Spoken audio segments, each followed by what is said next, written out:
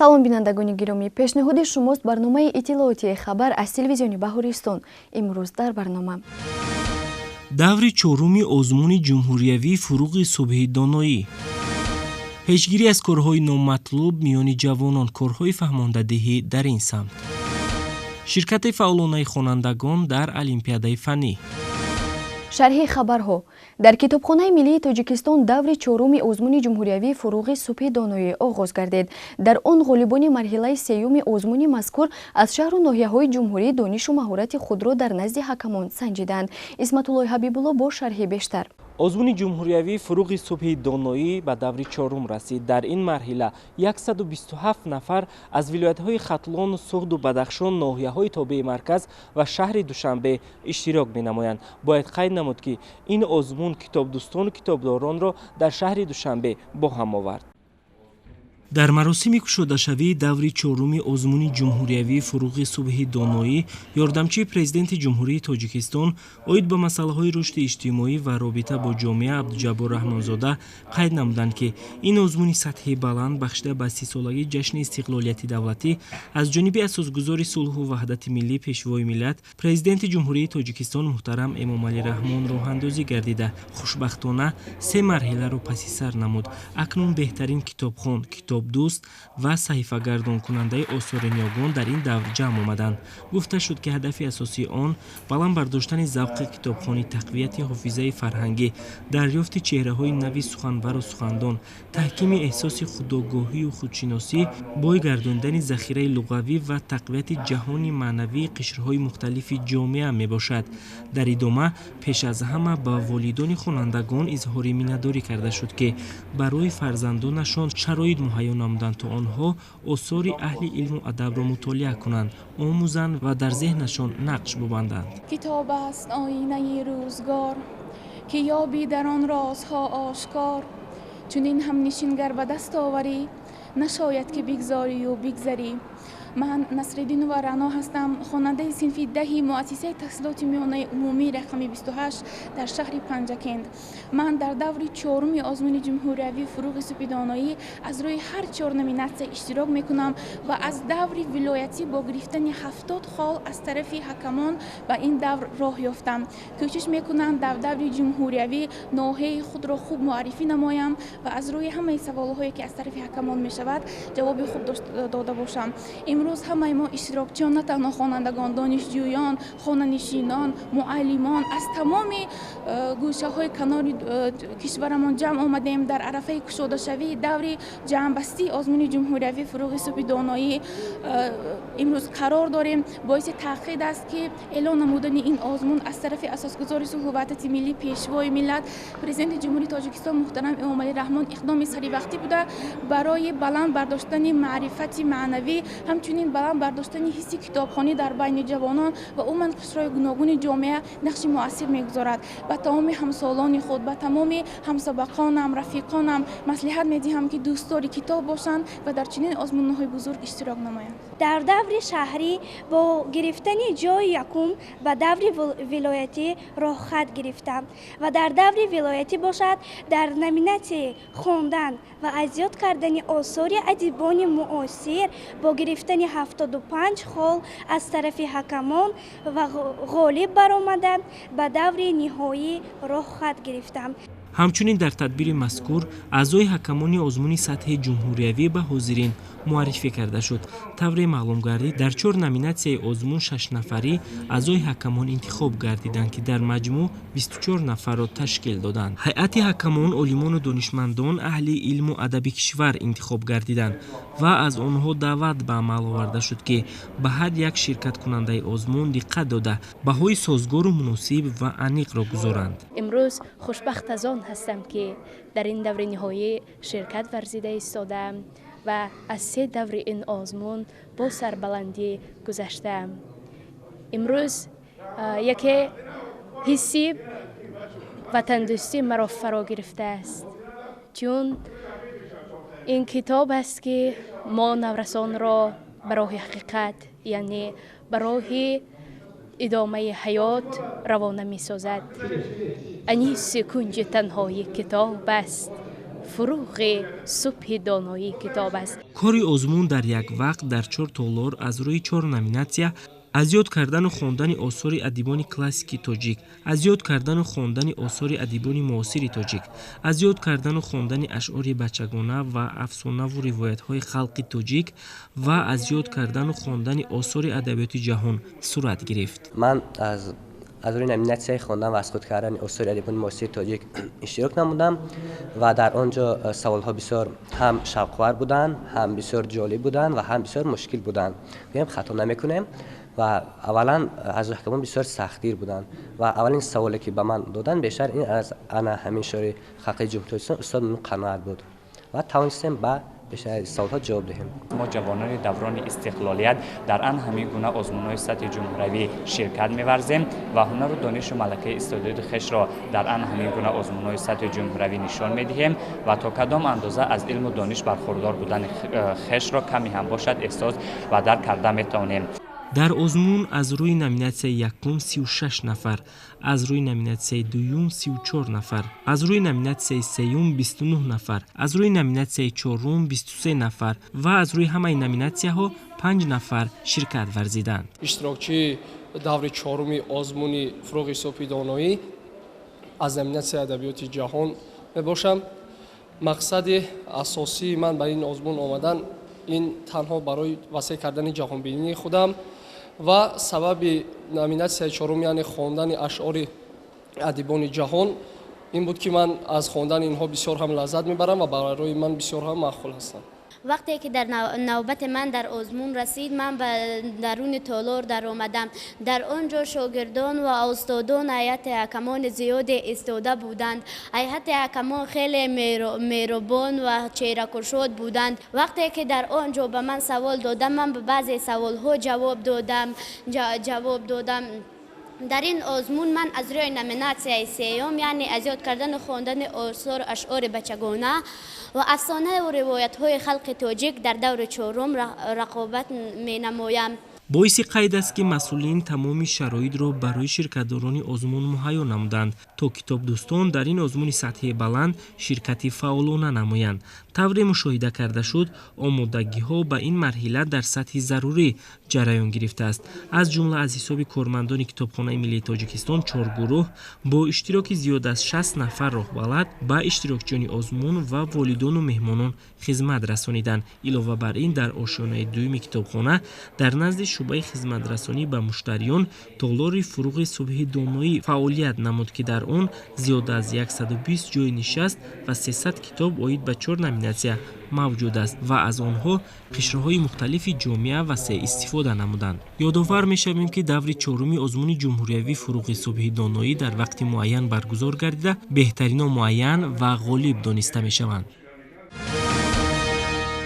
در مؤسسه تحصیلات میانه عمومی رقم 100 ناحیه شاه منصور شهری دوشنبه با مقصد پیشگیری نورسان و جوانان از هر گونه عملهای نامطلوب کنفرانس برگزار گردید. ادامه مطلب در سوژه تهیه گردیده.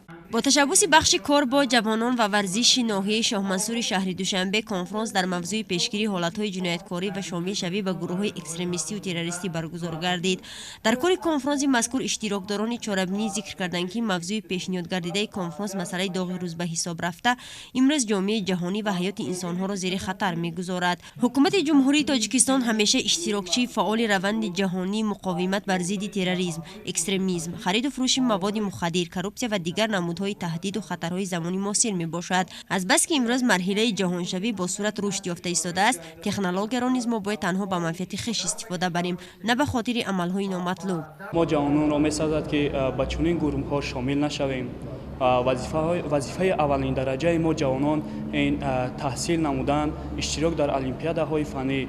تروریسم و اکستریمیسم این یک ظهورات نامطلوب میباشد در بین جوانان و ما خوانندگان باید بیشتر دانش خود را مکمل سازیم و آینده خویش را درخشان سازیم و به چنین کارهای نامطلوب دست نزنیم. اشتراکچیان کنفرانس از جوانان دعوت به عمل آوردند که زیرکی سیاسی را از دست نداده بر ضد هر گونه ظهورات نامطلوب جامعه دستجمعانه مبارزه برند و همسالان خویش را نیز در این راه هدایت نمود. امروز تنها مبارزه دستجمعانه مقامات حفظ حقوق، مساعدت اهالی با مقامات و هوشیاری و زیرکی مردم امکان می‌دهد که پیش راه این پدیده نامطلوب گرفته شود. таи солҳои соҳибистиқлолии мамлакат иштироки хонандагон дар озмуну олимпиадаҳои фаннӣ зиёд гардид. Ин аз он гувоҳӣ медиҳад, ки сатҳу сифати таълим дар муассисаҳои таҳсилоти миёнаи умумӣ беҳтар бароҳмонда шудааст. 24 нафар хонандаи таълимгоҳи рақами 32 ноҳияи Синои шаҳри Душанбе дар даври ноҳиявии олимпиадаи фаннӣ ғолиб омада ба даври шаҳрии он рохат гирифтанд. тавре дар паёми солонаи президенти ҷумҳурии Тоҷикистон муҳтарам Эмомалӣ Раҳмон ба Маҷлиси олии ҷумҳурии Тоҷикистон дарж шудааст.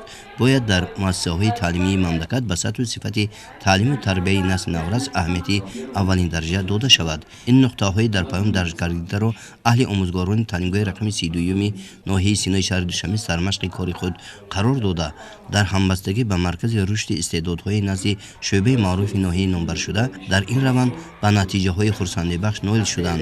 дар соли таҳсили 2019-2020 дар даври ноҳиявии олимпиадаи фаннӣ аз 12 фанни таълимӣ 24 нафар хонандаи ин муассисаи таҳсилоти миёнаи умумӣ ҷойҳои сазоворро ишғол намуда ба даври шаҳрии олимпиада рохат гирифтанд.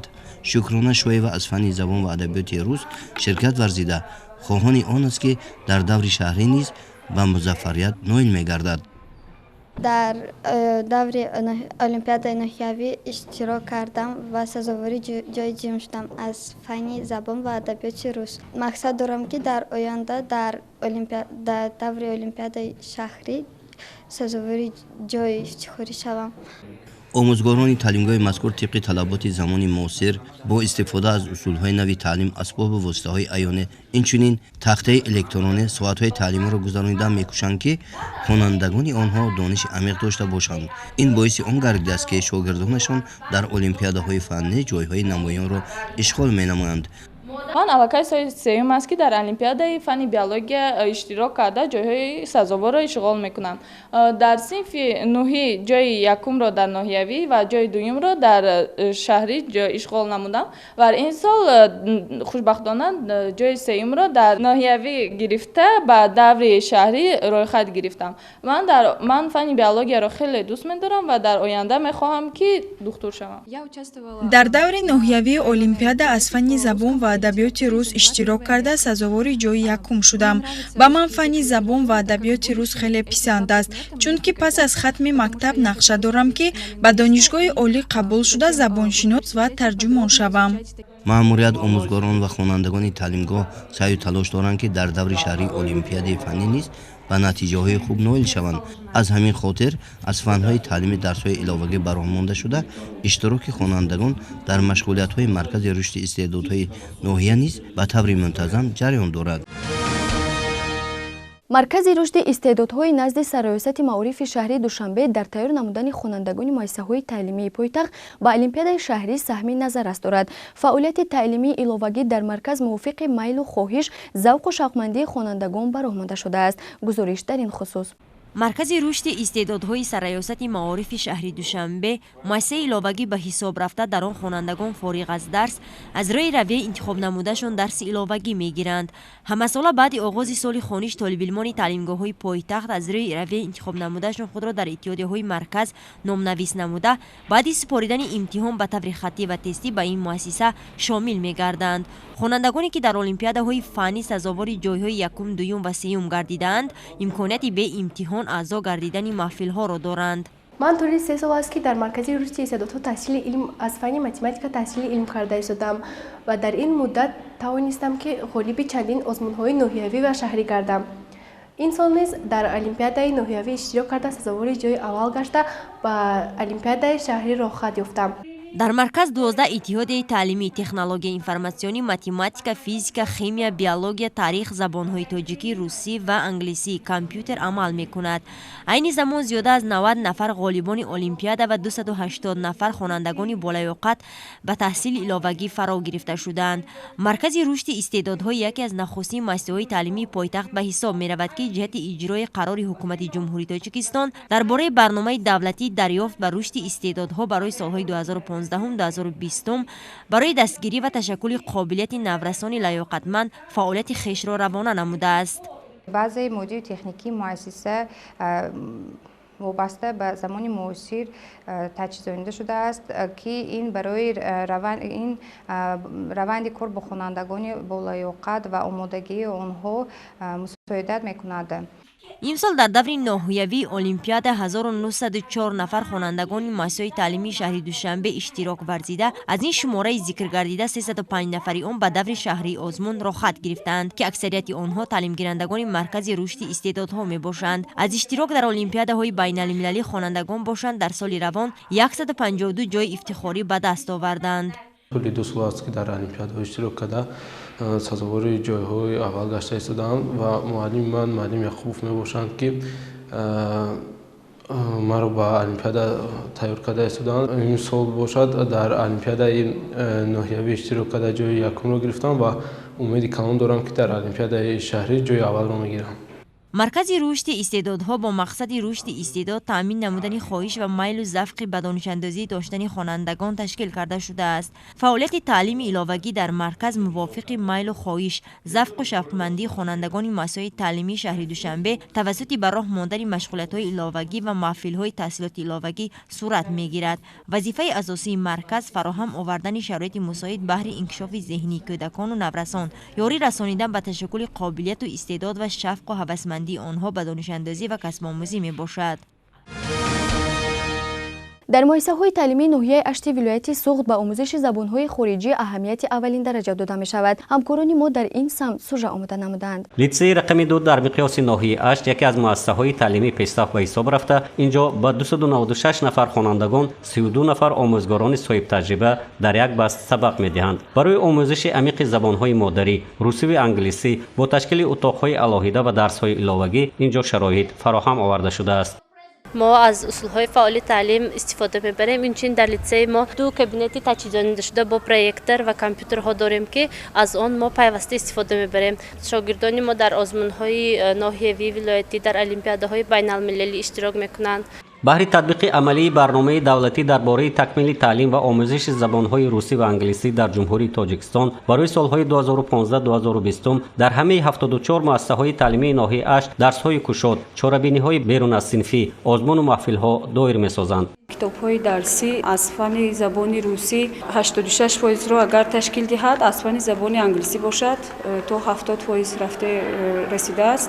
дар ҳамаи дарсҳояшон омӯзгорони забониҳои русӣ ва ҳам англисӣ аз усулҳои фаъоли таълим истифода мебаранд, аз техникую технологияи муосир, аз компютер, проектор ба талабагон ба таври миқу равшан фаҳмонда шавад.